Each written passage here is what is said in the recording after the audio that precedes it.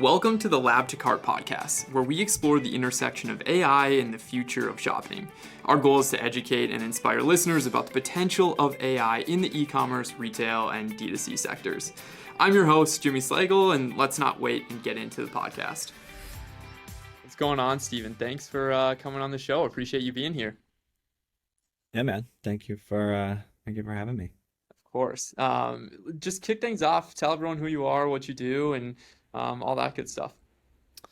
My name is Steven Vigilante. I am the Director of Growth and Talent here at Olipop. I was part of the founding team here 5 years ago, so joined the two co-founders pre-launch to kind of help with fundraising and still spearhead a lot of our fundraising efforts, and then kind of flex across kind of the marketing and partnership side of the business, and just help out sort of where I can across the board, whether it's social, sales, what have you. So I've touched a lot of different parts of our marketing stack over the last 5 years.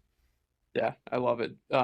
Steven and I met too when we had our TikTok marketing agency, and we did some early work with them on the Olipop TikTok account. So those were You were some my initial shaman into the world of TikTok. It was almost, I think we probably had our first call like almost 2 years ago to the day, because I made yeah our account in August of 2021, and now we're August of 2023, and we're yeah. kind of a TikTok darling at the moment, which is I know you ironic. guys are crushing it. It's been really fun to see you guys take off. But anyway, so obviously this podcast is all things AI and just the future of shopping. And so the question I love to ask people right away, obviously AI has been everywhere in the news, and a lot of different CPG, e-commerce, direct-to-consumer brands are trying to figure out like what to do with it. And so from your perspective, which again doesn't have to be a ton, but do you think that AI is overhyped, underhyped, properly hyped at this point? Give me your thoughts on just where we're at in the world of AI. Um, so I would first say I was and still am a crypto hater. It was one of those, the more you learn about it, it's just like I personally, as like a normal person who wasn't like deep in the world of crypto and crypto Twitter, like I still never knew anyone who actually used it for anything besides buying NFTs, right? The mainstream use case, as much as people tried to fabricate them, and like I don't understand like blockchain stuff, and like it sounds like there's some interesting things there, but to a normal person it was just too complicated.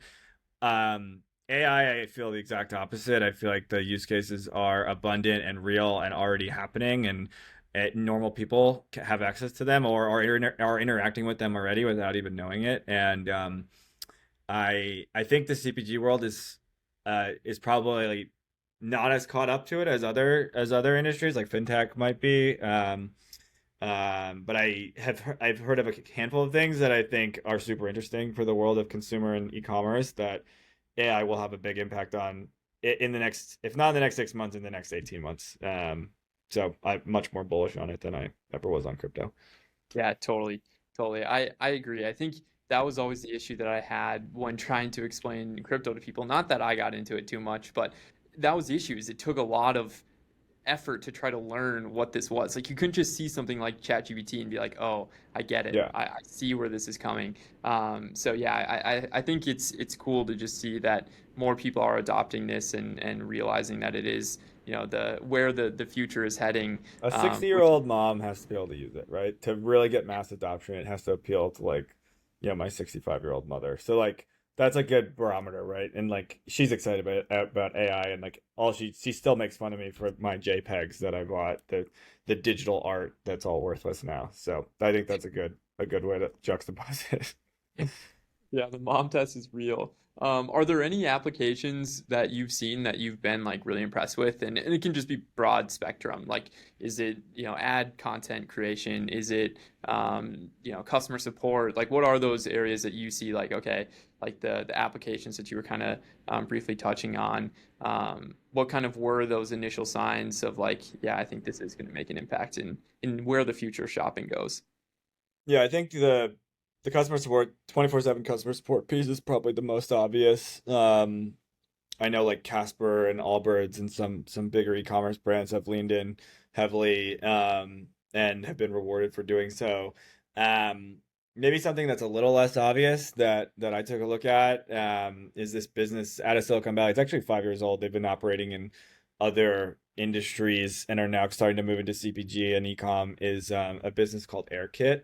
Period of time and create think of it as like an onboarding document for new CX agents or new anyone new in the business who wants to just get up to speed. Think of it as like a from customers, and it's I thought it was fascinating. I think it's a really good use case of like it's not replacing your CX team, it's helping enhance what they're doing and can live as a can kind of grow ongoing as like a living breathing document as the business kind of changes and evolves, and maybe answers to questions change and evolve. They can kind of be regurgitated, and then you can also hand that to like external partners in the business and be like, hey, these are common questions that you need to understand, or new investors, or new supply chain hires or whatever. And I just like was one of the first like real examples of something that was maybe not super obvious, right? Like chatbot seems pretty obvious, and the use case is good. And I was like, templatizing. You could think about it as like, think about how that could impact lawyers, right? Ingesting a ton of legal documents and distilling them down into like you know, the core components of them that you could need. We sign NDAs all the time, right? And that's another thing that you could probably use AI to scan and pull out the nuances, for, in terms of the differences between each of the agreements. So that's the kind of stuff that I find is like a real use case, is scalable, and is not. I don't love the idea of AI replacing humans. I don't think any of us do, but using AI to supplement what humans are doing and make them better at their jobs, I think is like kind of the best outcome for everybody. Yeah, yeah, totally. I agree. I mean, I think it's like, how can you start to learn how to use AI to just become even better at your job is how people are not going to lose their jobs if they're using AI the right ways.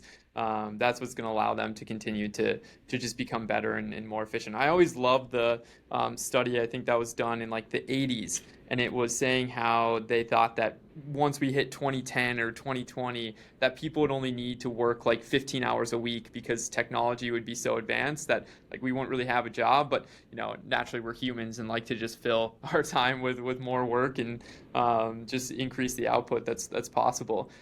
So yeah, I mean, I think you're exactly right. You just got to learn how to use it. How do you start to learn, or just I guess like find out more about what AI tools exist? Do you use like Twitter, or what are your favorite means to kind of roughly stay in the loop with what's happening?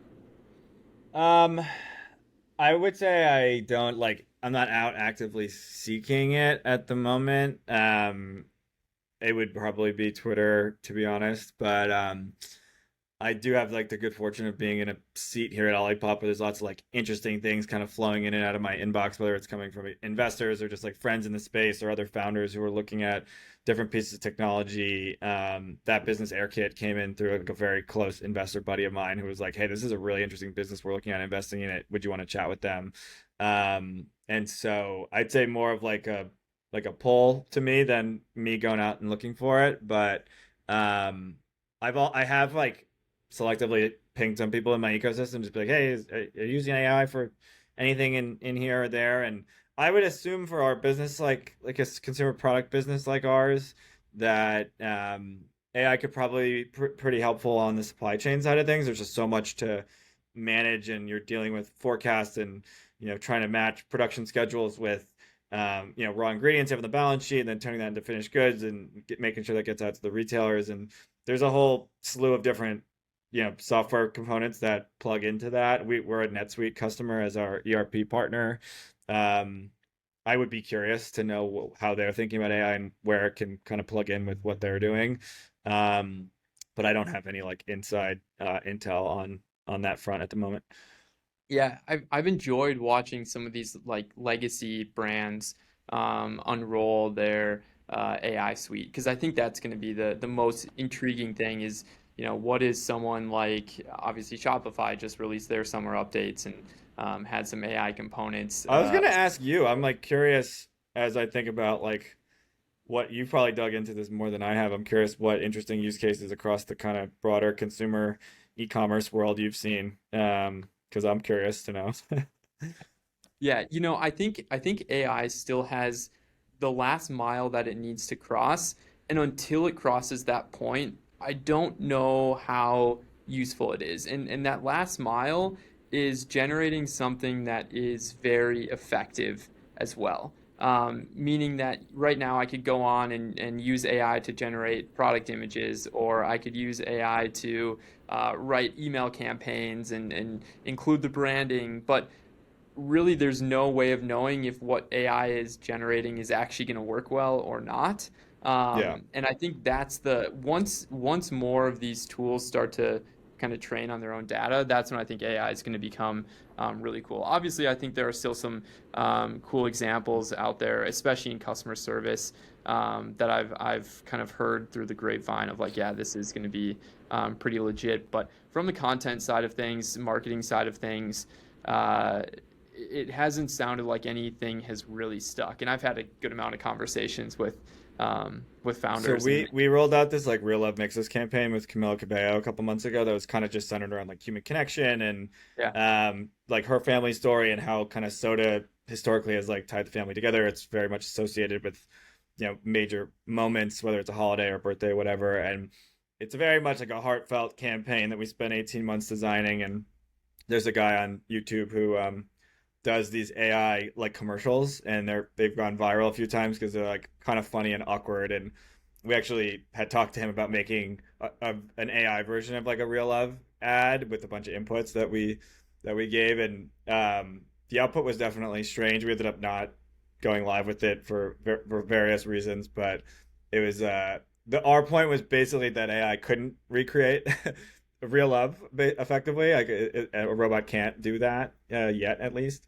And so I think it could have been kind of funny and maybe viral, but it didn't necessarily fit in with a couple other things we were doing. So, um, yeah, I am curious. I'm curious to see like a Shopify, like where they think AI could plug into, and yeah, I'm excited. I think I I'm excited. I also feel hyper aware and empathetic to the millions of people right now who are probably worried about yeah, AI and what it could do. And I'd be curious what like lawyers. I think legal comes up a lot, right? Because it's a lot of like process and it's very opaque as a client, right? Like what is always happening on the legal side of things, and there's probably a lot of things that could be like templatized or even just like ingesting documents and suggesting red lines and such. And I'll be curious to see how that kind of AI impacts that world. And I'm sure a lot of people are anxious about AI, to be honest. It's new and kind of scary, and if you listen to any like the technically smart people on AI, it sounds like it could potentially be pretty dangerous for us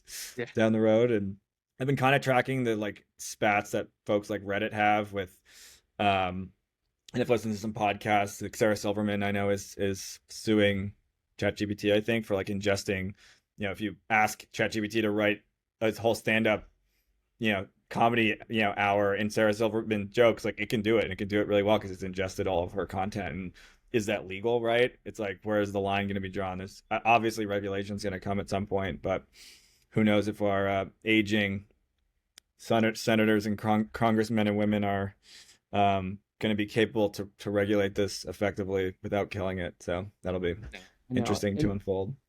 And that's my, I guess, biggest concern is I think this technology is just moving so much faster than what the people in charge of regulating it can even comprehend. And so there's kind of this, we're putting the trust in a lot of individuals and corporations to be able to do the right thing and not exploit other people because there's no regulations yet. So it's going to be interesting. I think what I always like to share with people that are a little cautious about it is as long as you're good at your job, you don't have to worry about AI ever replacing you. I think AI is going to make the floor for a ton of different fields just so much higher. Like you can't there's no room to be an average lawyer Mm-hmm. anymore because AI can get up to that 80% mark of where the last 20 the experts can take care of, but it's just going to make it so the floor is so much higher in so many different fields. And so that's my big thing is like, focus on just becoming an expert in whatever field you are in, and Yeah. that's going to be your biggest I I would also add like I think you hear this a lot in your career is that like relationships are currency, right? And building a whatever you want to call it, social capital or a unique network over time is valuable. And I think in a world where AI becomes more powerful, the power of relationships and human connection becomes exponentially more important. And so if you are a person who's spent the time to get to know people in your industry and have treated folks with respect and have a good reputation, at the leadership levels of a lot of businesses, it's a ton of it is either relationship management or whether it's internal or external, and that's not going to change, right? A robot is never going to have the relationships that folks have, so it makes it increasingly important, right? I think it's important to not just be as always so heads down on your own stuff. You got to make sure you spend time getting to know people, and if somebody asks for help, take the time to help them. You never know where it's going to come back to help you later on. Yeah, totally, totally. I could not agree more. I think that aspect of just relationships is going to be something that I think we're going to look back at even remote work and be like, I think that was a mistake. I think we really should at least have it be a hybrid of where people can come in the office, get to know one another, and have those relationships as AI just progresses in general. Um, I think it's just going to cause people to realize the importance of relationships so much more. So, Stephen, I got another question for you. Kind of diving back into the ethic side of AI. Is there anything that you think in particular that AI, shouldn't be able to do? Do you think there are things that are just going to be better off if humans are always going to have the control over it? Walk me through kind of like where you where you're going to be cautious on what AI, outsourced or gets outsourced when it comes to what jobs are currently available. Um, I don't know if I have a great, well thought out answer to that. I think just some, conversations I've had internally with our team, like we would never fully outsource our customer service. We kind of view our customer service as a marketing lever at the end of the day, and you have to have that soft human touch to help address issues, or, if somebody's having a bad day, make sure you send an extra nice email. Um, Maybe AI could do that, but I think you get to a point in scale where you probably have to automate certain things, but I think a fully automated chatbot only in the long run. So brands that are fully farming that out now, I think might have to pay the piper later. I could probably give you a better answer if I thought about it for longer, but I know we don't have a ton of time, so. No, it's all good. It's all good. Yeah, it's interesting. It's something that, I think there are going to be opportunities to outsource, and so it's going to be whether the business wants to. Like even creative strategist is a role that I think is the evolution of that is going to be really interesting as text to video comes out and you can customize more things. It's just going to be, yeah, I'm curious to see what that future will What look are you like. seeing on like the AI for ad stuff? I know we're not like we don't run a lot of Facebook ads anymore, but there's plenty of brands who do. I'm curious how receptive brands have been and what's happening in that world. Yeah, so I'd say if we take the direct response world, the part that's going to be optimized first is actually the landing pages. I think hyper personalization is going to become a thing where the landing page that I see and the images and the products that are recommended are going to be tailored to a 24-year-old male that lives in the Midwest, versus if, someone that lives in Florida and is a 30-year-old woman, and has two kids, like she's going to see something totally different. So I think that's going to be the first thing is the landing page experience, and that already is being done. There's companies like Adaptive and Rebuy that are starting on that hyper personalization route. When it comes to the ad creative itself, obviously video is not yet there. I mean, they look like they were thrown together with just B-roll Yeah. clips, and it's just not good. The static images are starting to become more of a thing, but yet I think the as brands are investing more and more to get a ton of different ad creatives, the barrier to create something really strong and well executed and a high level of creativity is only going to increase.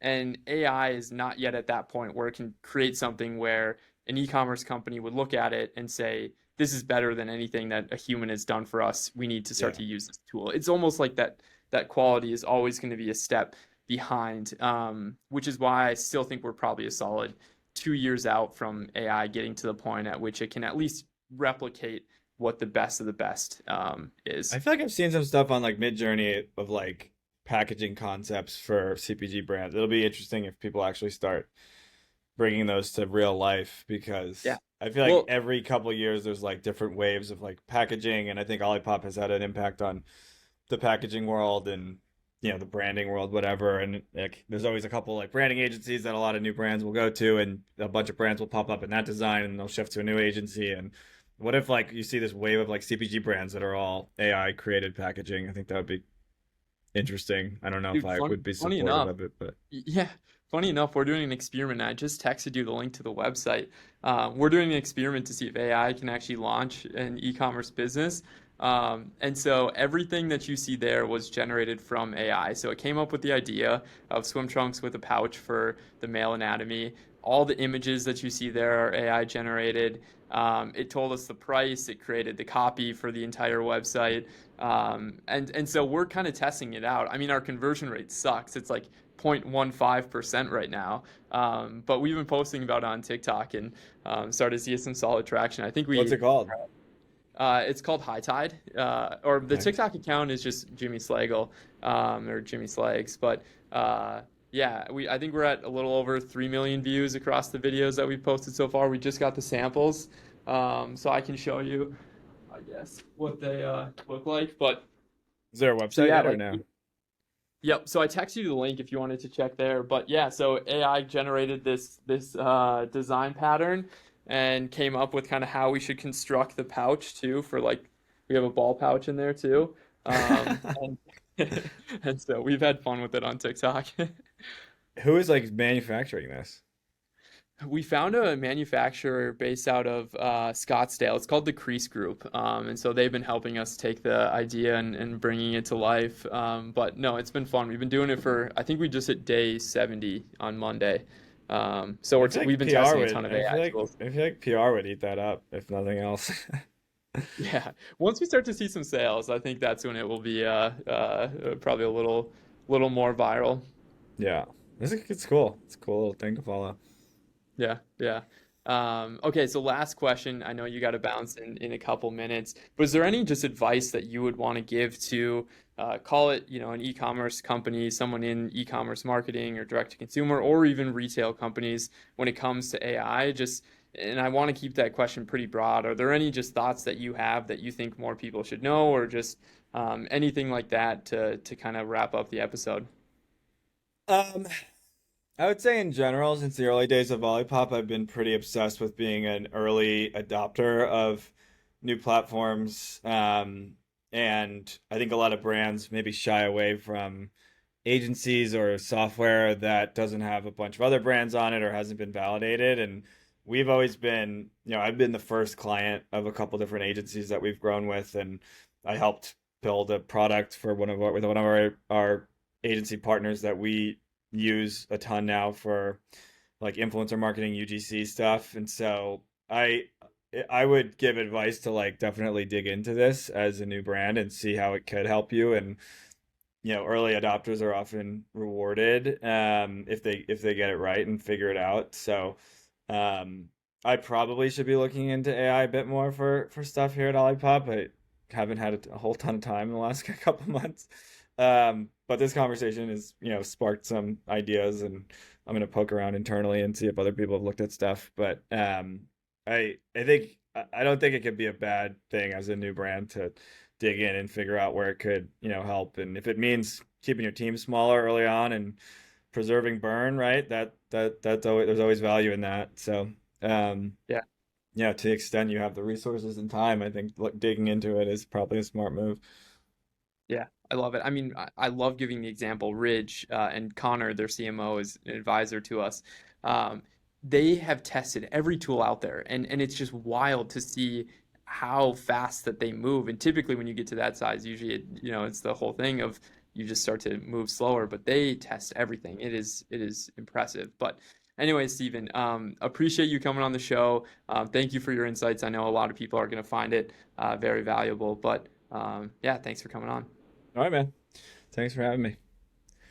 Of course. See you later. See ya.